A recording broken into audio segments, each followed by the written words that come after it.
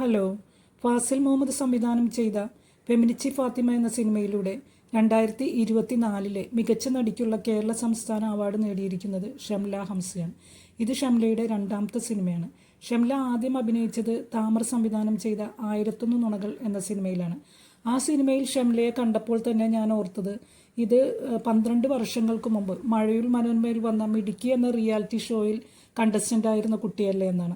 അന്ന് തന്നെ ഞാൻ ഷംലയെ ശ്രദ്ധിച്ചിരുന്നു. എനിക്ക് അന്ന് ഇഷ്ടപ്പെട്ടൊരു കണ്ടസ്റ്റൻ്റ് ആയിരുന്നു ഷംല അന്ന് നന്നായി പാടുകയും ഡാൻസ് ചെയ്യുകയും ഒക്കെ ചെയ്യുമായിരുന്നു. അന്ന് റിമാക്കല്ലിങ്കിലാണ് അതിൻ്റെ അവതാരികയായിട്ടുണ്ടായിരുന്നത്. അതിൻ്റെ ജഡ്ജിങ് പാനലിൽ ഉണ്ടായിരുന്നത് പേഴ്സണൽ ഗ്രൂമറായ അംബിക പിള്ള, ഫാഷൻ ഡിസൈനറായ ശാലിനി ജെയിംസ്, സൈക്കോളജിസ്റ്റായ ഡോക്ടർ സൈലേഷ്യ, സോഷ്യൽ വർക്കറായിരുന്ന ഡോക്ടർ പീയൂഷ് ആൻ്റണി എന്നിവരാണ്. അന്ന് എന്തോ അവരുടെ ഒരു ക്രൈറ്റീരിയക്കനുസരിച്ച് ഷംലയ്ക്ക് ഉയരാൻ പറ്റാഞ്ഞതുകൊണ്ട് ഷംല അതിൽ നിന്ന് എലിമിനേറ്റ് ആയി പോവുകയുണ്ടായി. സത്യം പറഞ്ഞാൽ എനിക്കന്ന് വിഷമം തോന്നിയിരുന്നു. കാരണം അത്ര എനിക്ക് ഇഷ്ടപ്പെട്ടൊരു കണ്ടസ്റ്റൻ്റ് ആയിരുന്നു ഷംല. പക്ഷേ ഇന്നിപ്പോൾ ഷംല എവിടെയാണ് എത്തി നിൽക്കുന്നത്? മികച്ച നടിക്കുള്ള കേരള സംസ്ഥാന അവാർഡ് നേടിക്കൊണ്ട് മിന്നുന്ന നേട്ടമാണ് ഷംല കൈവരിച്ചിരിക്കുന്നത്.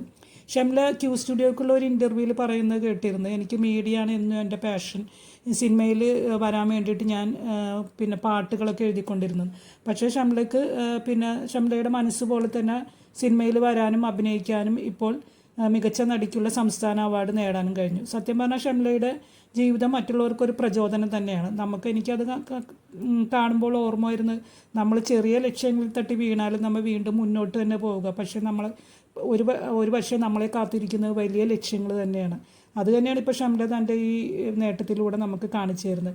ഈ സിനിമയിലെ അഭിനയത്തിന് തന്നെ ഷംലയ്ക്ക് കേരള ഫിലിം ക്രിറ്റിക്സ് അവാർഡും ഉണ്ട്, പ്രേം നസീർ അവാർഡും ഷംല നേടിയിട്ടുണ്ട്.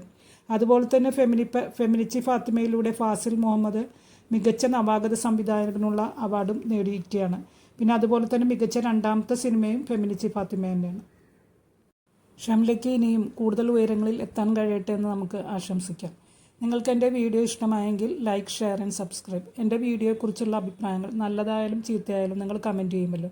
എൻ്റെ വീഡിയോ കണ്ടതിൽ ഒരുപാട് സന്തോഷം. ഇനിയും നല്ലൊരു വീഡിയോയുമായിട്ട് വരാം. അതുവരെ ബായ്.